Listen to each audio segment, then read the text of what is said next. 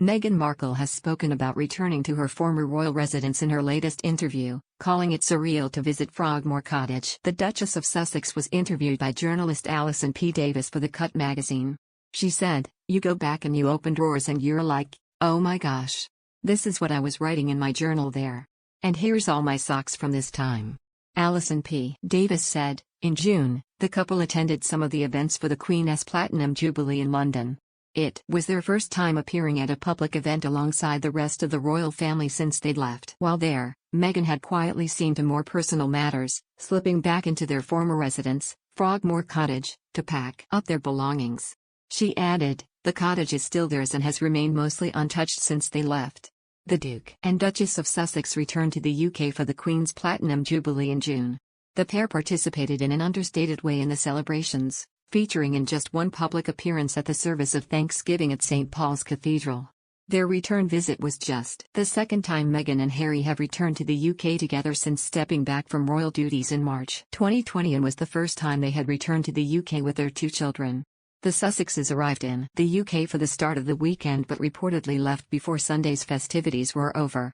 During the Platinum Jubilee weekend, Meghan and Harry spent time at Frogmore Cottage, celebrating their daughter Lilibet's first birthday with a picnic in the garden. Previously, they had returned to the UK briefly earlier in the summer to pay a secret visit to the Queen at Windsor Castle. The Duke and Duchess of Sussex said they would keep Frogmore Cottage as their official UK residence with the permission of Her Majesty the Queen. This was so that their family will always have a place to call home in the UK. The couple are due to visit the UK on September 5, so they can visit a number of charities close to their hearts. Announcing the trip, a spokesperson for the couple said, "Prince Harry and Meghan, the Duke and Duchess of Sussex are delighted to visit with several charities close to their hearts in early September."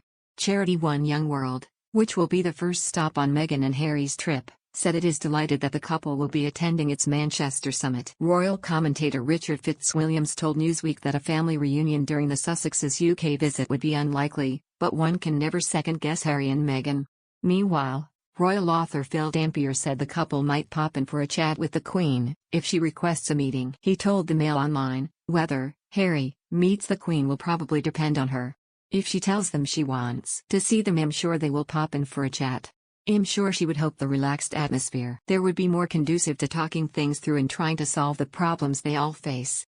Meghan won't like the hunting, shooting and fishing environment of the Highlands, but the Queen would feel much more comfortable meeting them there rather than a rushed meeting in London."